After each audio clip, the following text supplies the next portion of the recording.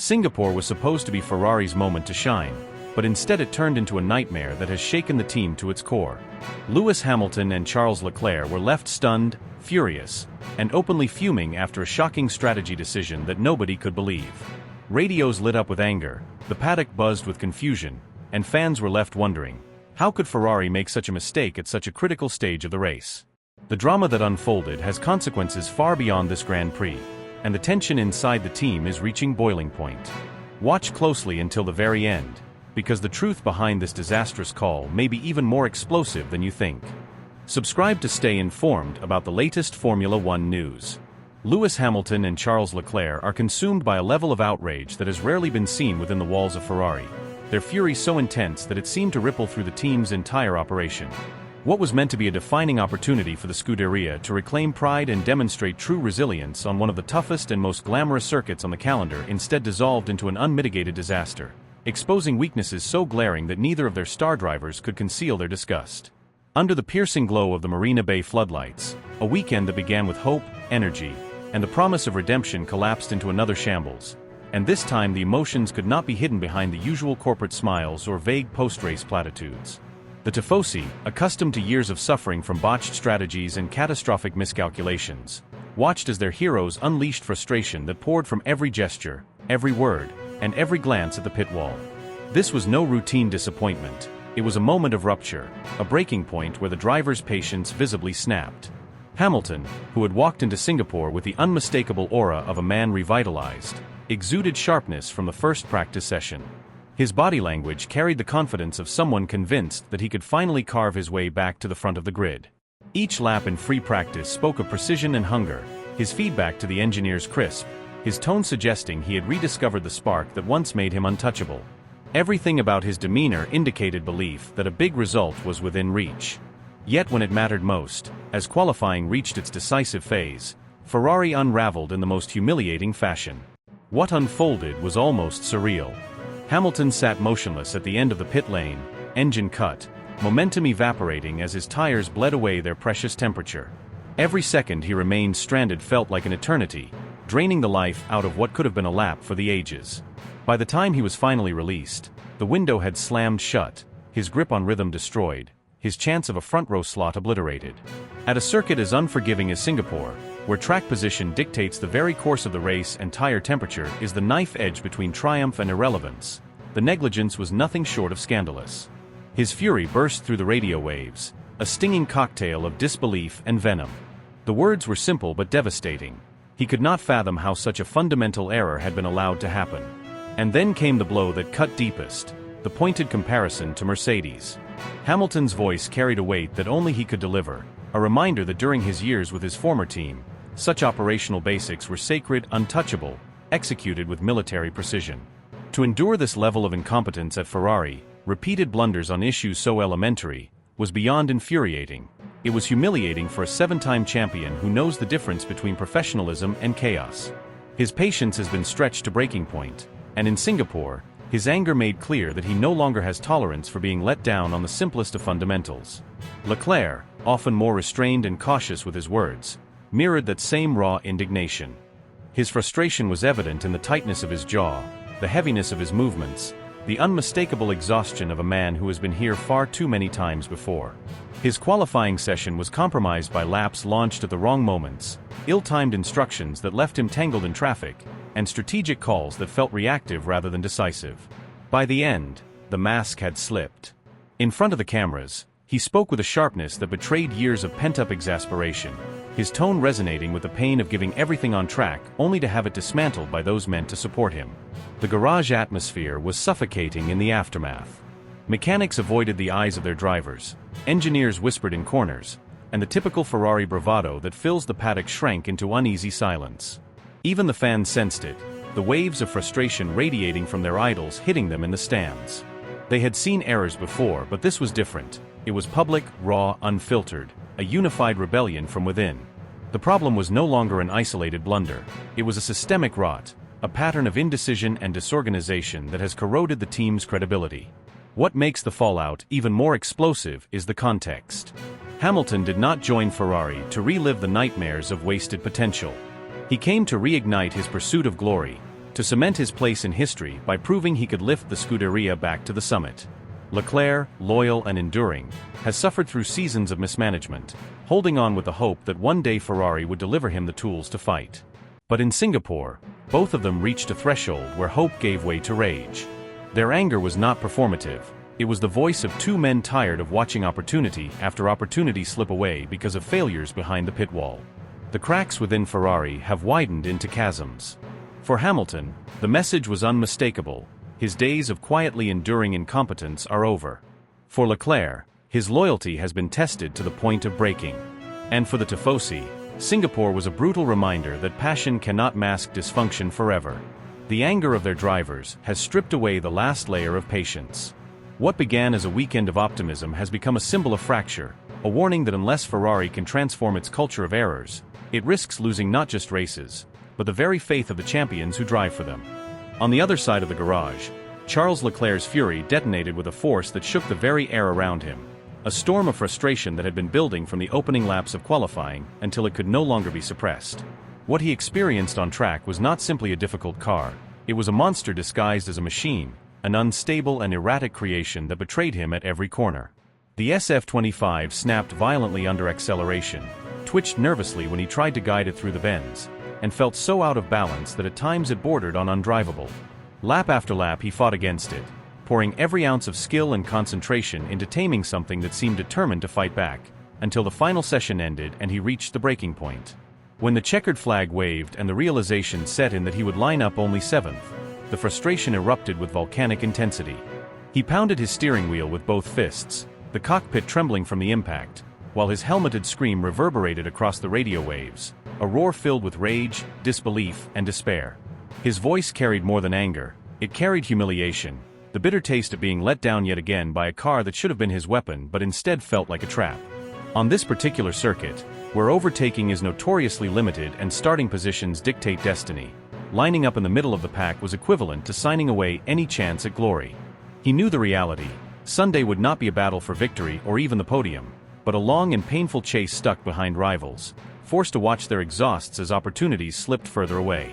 For a man who has been Ferrari's standard-bearer, who has shouldered the burden of a fan base desperate for redemption, that outcome was crushing on a personal and professional level. Inside the Ferrari garage, the atmosphere turned suffocating. Engineers hunched over their laptops avoided lifting their eyes, mechanics shuffled about in heavy silence, and strategists exchanged nervous glances as the echoes of Leclerc's outburst overlapped with Hamilton's scathing critiques. The garage, once buzzing with energy, now resembled a pressure cooker moments from exploding. Supporters around the globe reacted instantly, flooding social media with fury, condemning what they saw as yet another collapse from a team that has promised so much yet delivered so little. Journalists sharpened their knives, calling Ferrari's execution sloppy, outdated, even amateurish for a team of such historic weight. Rivals, from McLaren to Red Bull, could only shake their heads in disbelief, astonished that the Scuderia still manages to sabotage itself in the most critical moments. For Hamilton and Leclerc, this wasn't merely a disappointing Saturday, it was evidence of something deeper and far more troubling. It was the confirmation that Ferrari's most persistent flaws, the very demons that have haunted them for more than a decade, are still alive, lurking beneath the surface, waiting to strike when everything matters most. Every mistake, every miscalculation, every half-delivered upgrade is part of a cycle that continues to drag Ferrari into the mud, no matter how hard its drivers fight to pull it out. To experience this in isolation would already be infuriating, but to feel it happening again and again, season after season, cuts like a blade. For two of the most talented drivers on the planet, it is nothing less than a betrayal. The image that emerged was devastating. Two world-class athletes, trapped in machinery that doesn't match their abilities, forced to express their fury through clenched fists and broken radio messages, carrying a pain that stretches far beyond a single session. Their emotions mirrored the despair of millions of fans who have clung to hope year after year, only to watch it collapse under the same mistakes. The unity inside the team, so vital for success, looked as though it was crumbling, eaten away by mistrust and the bitter suspicion that nothing will change.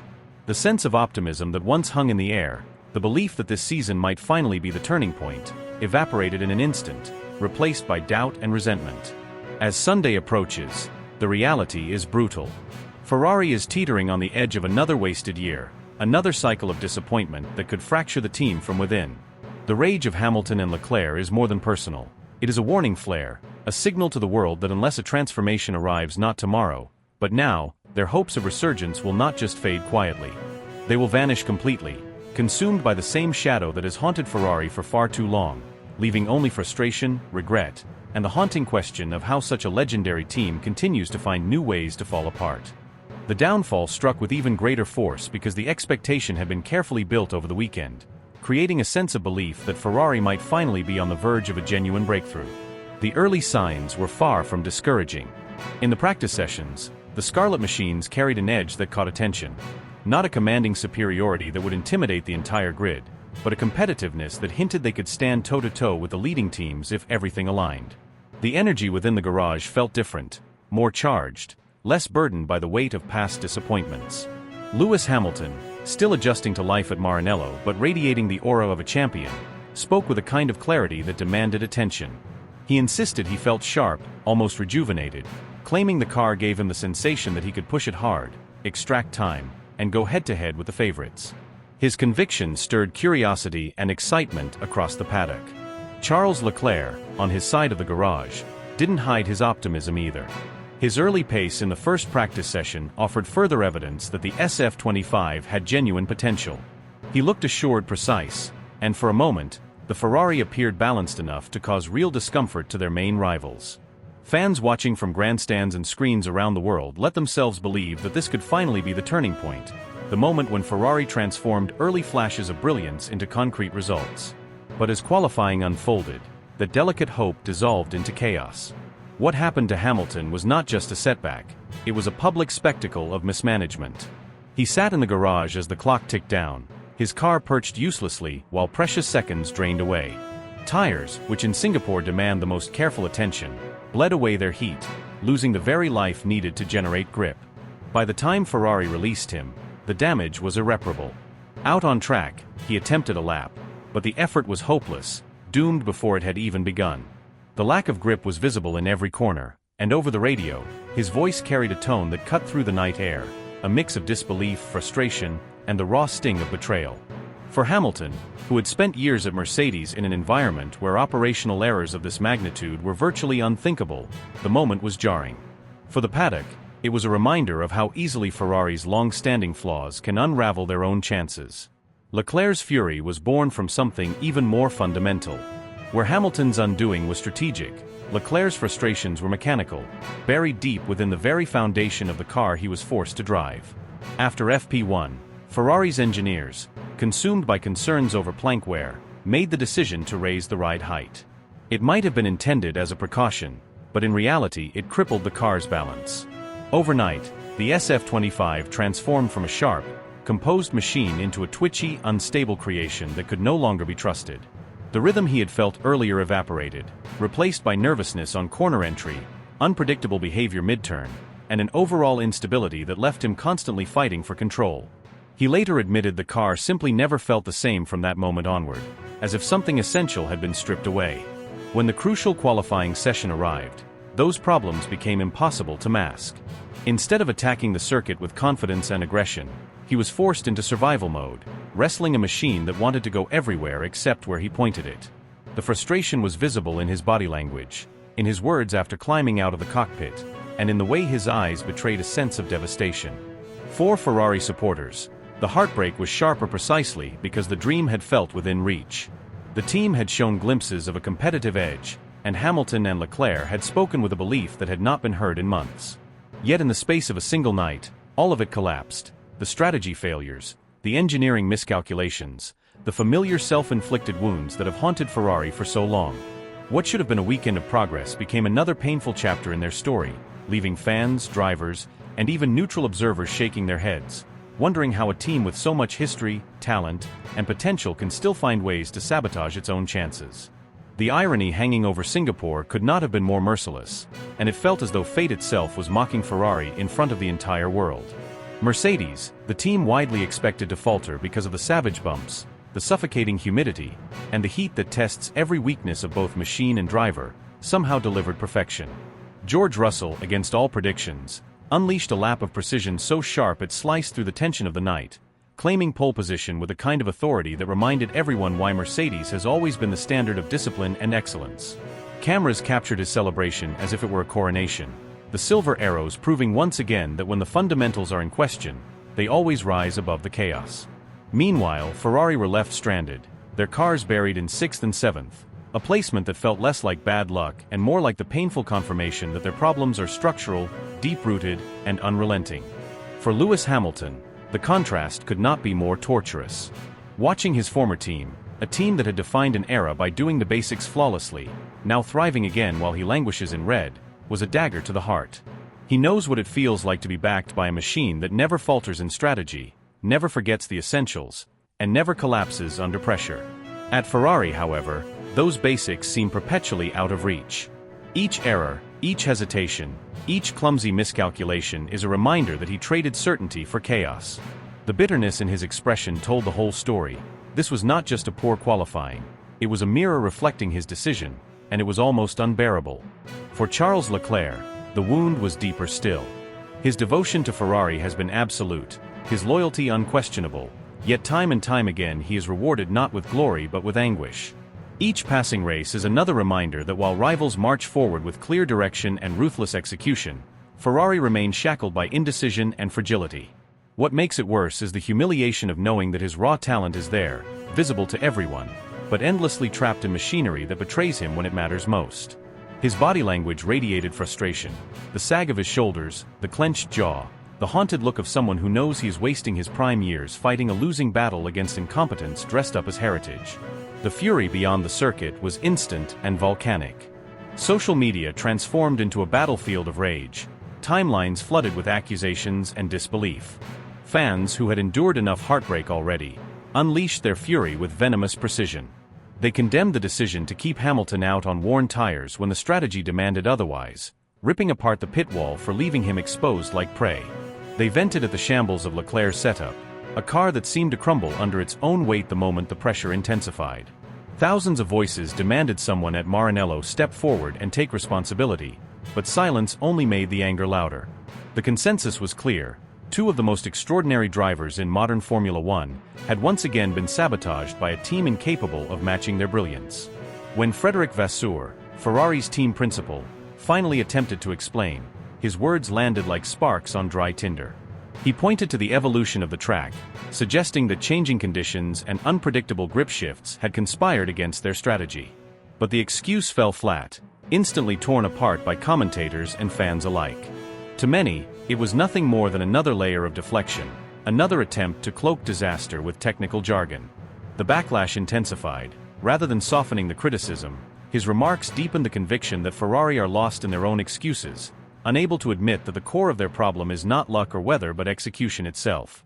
Hamilton, seasoned by years of absolute dominance and the unforgiving standards of Mercedes, would not let that explanation slide. He dismissed it outright with a cutting clarity that only he could deliver. This, he insisted, had nothing to do with track evolution. The failure lay in execution, so poor it bordered on catastrophic. His tone carried the unmistakable authority of someone who knows the difference between being outsmarted by nature and being undone by your own errors.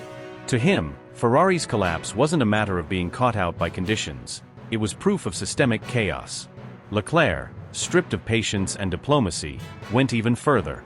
His post-session remarks were blistering, leaving no room for interpretation. He admitted the setup changes had destroyed the car's balance, robbing him of confidence in every corner.